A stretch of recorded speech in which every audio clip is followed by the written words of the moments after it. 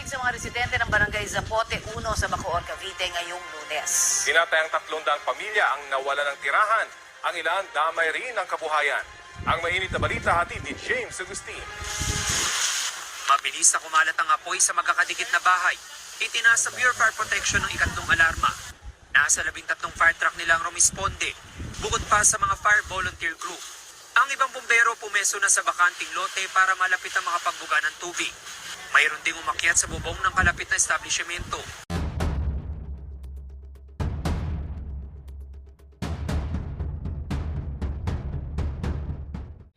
Hello po, isang mapagpalang araw po muli sa inyo mga kabisnes, mga kapapit, mga ka-anime.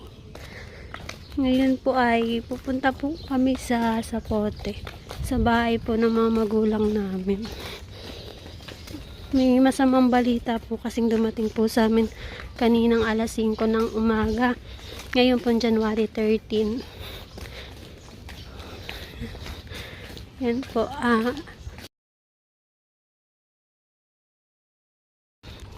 nagkaroon po ng sunog po dun sa lugar namin. Tapos ang nakakalungkot po ay nadamay po yung bahay namin. Pero sa awa naman po ng Diyos, wala naman po masamang mangyari sa pamilya namin. Mga nakaligtas naman po sila. At ngayon nga po, pupuntahan po namin sila ngayon. Ayan. Ngayon ako naiiyak. Parang timo. Oh my God. Ayan Pag po. po nakita niyo po yung video po ng Ngayon po. sunog sa Zapote, Bacoor. Ayan. Pupuntahan po natin yung nasunog po naming bahay. Kawawa naman po yung bahay namin. 25 years na. Daming memo po nun. Memorial. Yan. Ay, pero sa awa ng Diyos, wala naman nangyari. Okay lang po yung gamit. Yung hanger ni Mama, ayaw niyang iwan. Ay, lang. May kwento po kami sa inyo. Kanina po madaling araw, nagising po ako. Saan? Punta, magkwento ka na. Nagising ka? Oh. Kasi nag-chat sa akin yung kaibigan ko. Nagising o di ka natulog? Nagising ako. Oh. Nagising nga din sa kanya. Oh. Nag-chat sa akin. Lisa, may sunog dito, ganyan. Ba't nagising ka sa chat lang? Oo. Nagalam kasi ng 5 a.m. yung Cellphone mo. cellphone ko. Tapos? Tapos ayun, sabi ko kay May, ginising ko si May namin sunod daw sa Zapote. Oh, naririnig ko nga ate, malapit na daw. Anong malapit na? Bala kayo dyan, basta tutulog ako. Di ko naintindihan kung anong sinasabi niya kanina. Sabi, malapit na ate, malapit na. Anong malapit? Siya. Hindi, napaluha lang ako. Hindi, napuwing talaga yun. Yun, tas, basta papunta po kami ngayon sa Zapote. Makikita po natin yung kalagayan po dun sa lugar namin. Pero thanks God kasi wala nasa. Update na lang po namin kayo mamaya mga kabisnes, mga kapapit, mga ka-anime. Yan po yung time na nakasakay na po kaming jeep papuntang Zapote. Medyo traffic lang po dahil nga po dun sa nangyaring sunog sa lugar namin. Yan po mga kabisnes, mga kapapit, mga ka-anime. Maglalakad na po kami papunta po sa bahay. Sobrang traffic po. Gawa po na nangyaring sunog.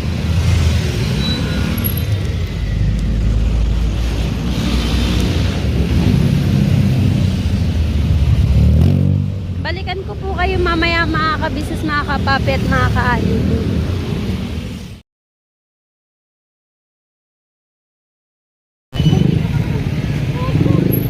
Ito po yung sitwasyon ng mga kapitbahay namin na naapektuhan din po ng sunog. Meron pa po dyan sa bandang unahan. Sunog din dito. Ilan pa lang po yan sa naapektuhan po ng sunog. Dali. Ang ano ng ano ba eh?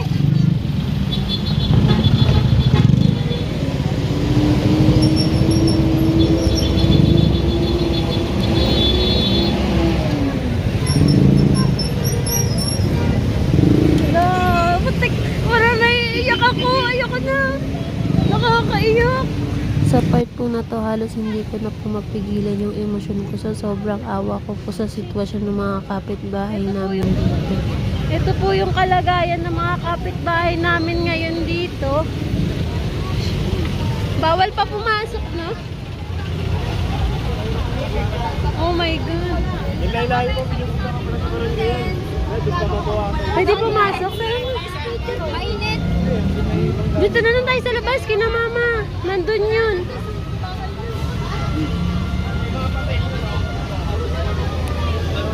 Grabe.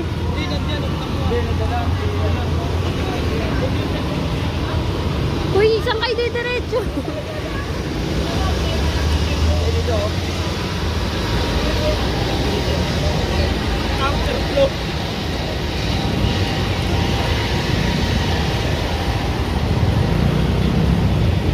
Nakakaiyak.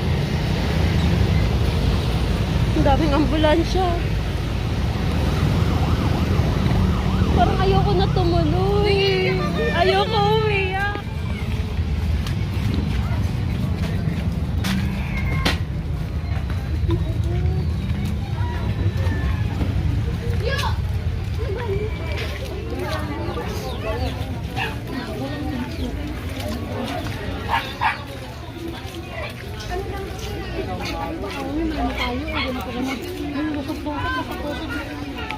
Mamaya, ikaw pa yung madisgrasya.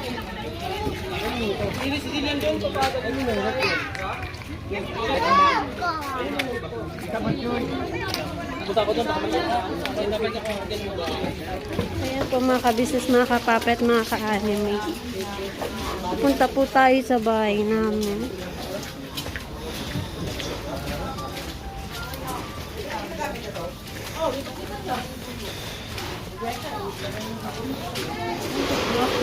Ito po yung kasalukuyang nangyayari ngayon dito sa amin.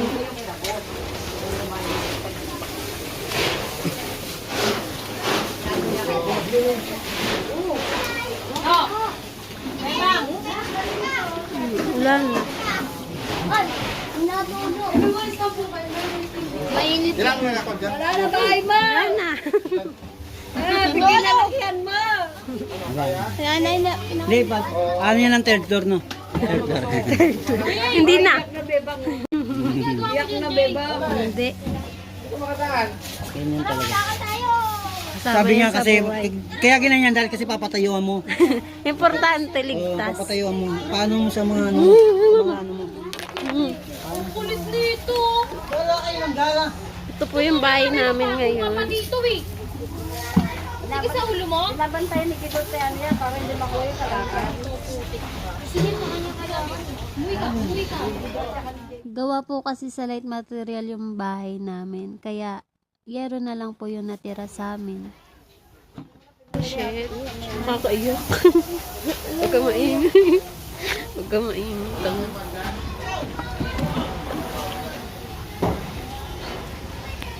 Init. Huwag ka maingay. Wala na. Ba't kasi nadami? Ah! Shit, yung umiyak. Ito po. Wala nang second floor. Wala na yung second floor dito. Yung puno ng mangga namin. Wala na.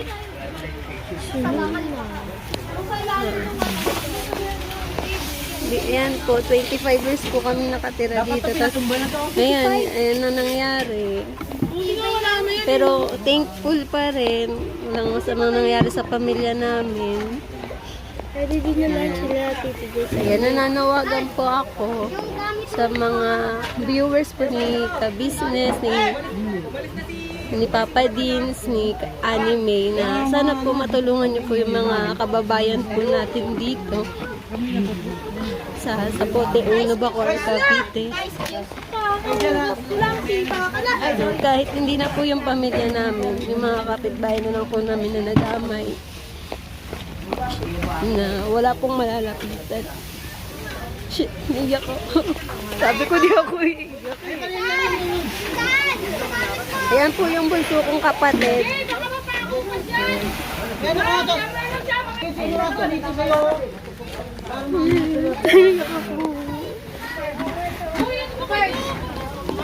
Saan tayo? Nakakaiyak.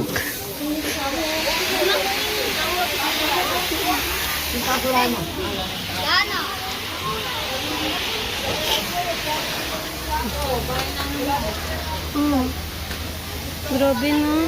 Ubus din. Wala silang nakuha. Hindi na kuya Teteng din. Ba't wala nakuha? Guys. Buti sila Mama Mary. Hila ko na mama mo. Ayaw lumabas. Yun, wala na.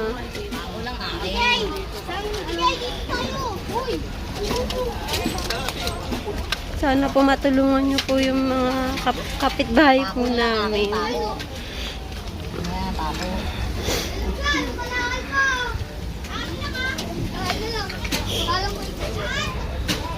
Nakakaawa yung mga tao na walang malalapitan.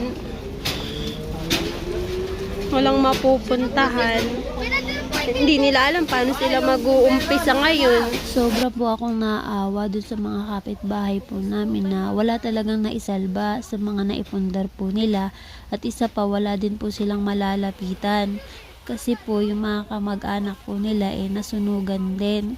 Kami po kahit papaano, may mga kamag-anak po kaming hindi nadamay sa sunog na pwede po naming lapitan kahit papaano. Alin yung kanino yung huling nasunog? Sa atin. Sa atin? Wala sa seminar. Ilog na wa. Yung ano, yung mga bagong pagawa na. Kasi yung paupa ni Kuya Tete. Jay! Uy, Jay! Hoy! Umuwi ka na doon, nangangalakal ka pa? Yung nire-review ko na po itong video na to, natatawa na lang po ako. Kasi po, yung kapatid ko pong bunso, pinauwi ko sa bahay namin. Wala na po pala kaming bahay na uuwian. Bakit? Saan nagmula yung sunog? Anong dahilan? Nagsiga yung matanda. Tapos pinabayaan. Oh? Tinanong kung ano nangyari. Ba't nasunog eh. Oh. Ang sagot eh. Di niya daw alam. Wala kasing pamilya yun eh. Grabe no. Walang pamilya tsaka ano. Mag-isa na sa buhay yun. Mahirap din. Lawak mo na sunog oh.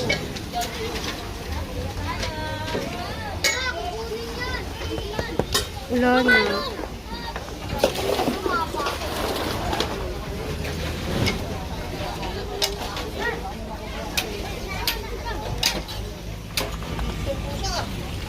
Kanya-kanya silang kalakal.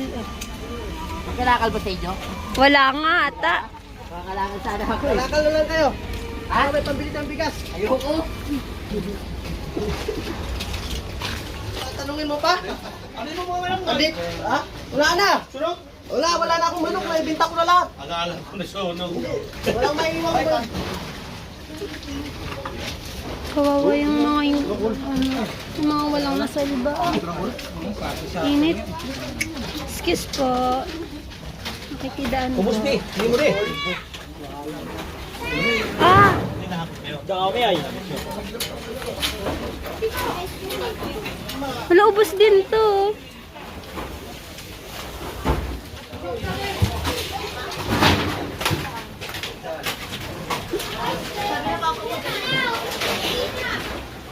Ay, ito din. Lahat to.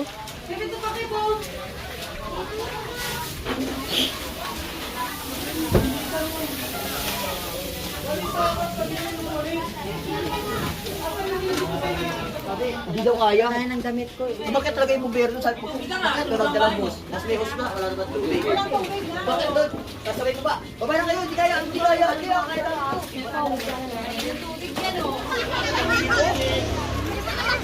Ano? Di mo na makilala yung looban, no? Wala na. Ha? Ano maliit? Na patayuan lang para mapahingahan tatay mo. Hindi alis tatay mo paano sa i-bike niya. Punta na lang siya dito. Hindi ko alam paano papaayos. Wala din akong ano ngayon. Hindi ka na, iwag mo na. Doon muna sila sa evacuation si mama mo. Saan na evacuation? Ako, ang nalabas ko kanina, mamadala ko, puro litrato. Ay, Litrato nila, si Abin, ay, maliit pa sila.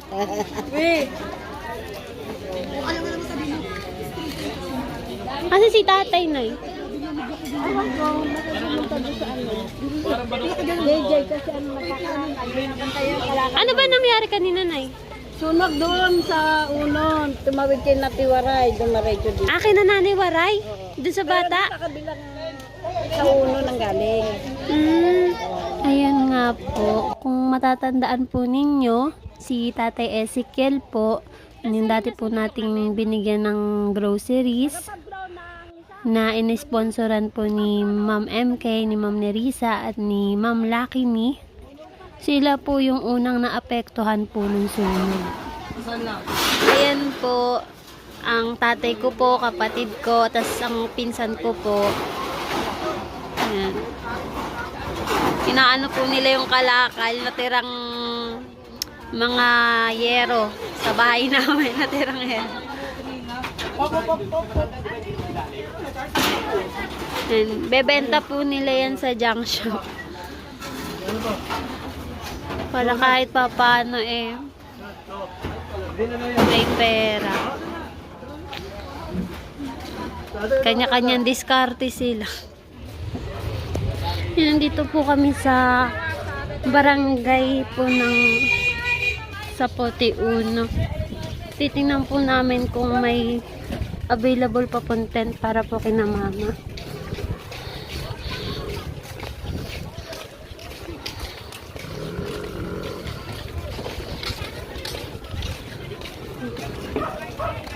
Yung ano po kasi 200 po na bahay yung nasunog, tas 300 na pamilya po yung naapektuhan.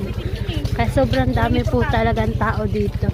Tas yung iba daw po, ililipat daw po ng barangay po ng Talabatres. Pero titingnan pa rin po namin kung may available pa pong matutuluyan dito sa Zapote 1.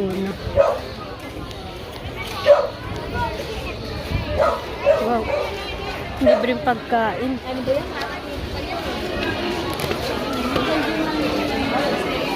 Ito po yung sitwasyon ngayon dito sa evacuation center.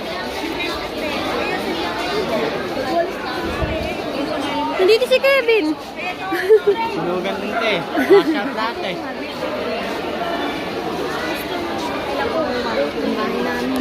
Yung kalagayan ng mga nasunugan ngayon.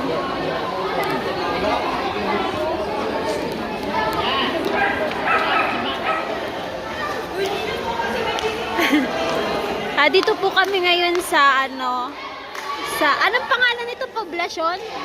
Daang ano? Barangay Poblasyon. Anong lugar to? Barangay Poblasyon. Barangay Poblasyon? Bacoor, Cavite. Yan. Nandito po kami. Ngayon, sila mama po. Yan. Ito po yung tent na tinutuluyan nila ngayon, pansamantala.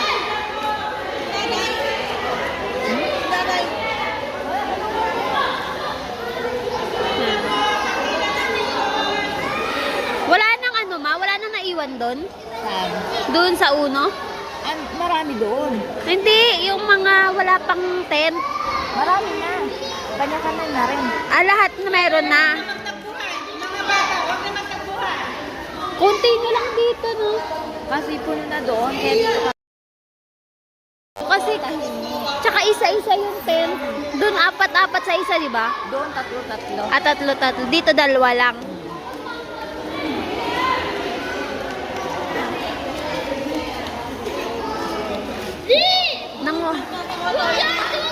Hello ka sa vlog ko. Hi, vlog! Hi, guys! Nasunugan na, saya mo pa rin. Alam ko, umiyak din babalik yung bahay namin. Tapos pagod na ako umiyak. Hindi wala sunog hanggang nakapula yung sunog. Umiyak ako.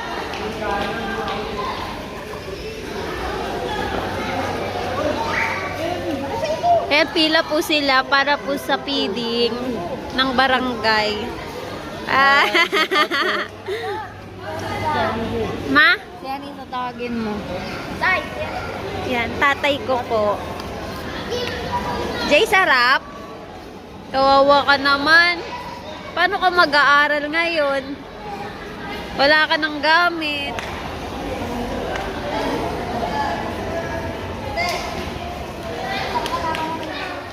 Busog na ako. Kumain na ako sa bahay. Dala ko ng mga dilata sa bahay. Dahil dilata yung... Inubos na nga namin yung 3 yung dilata, inulam namin.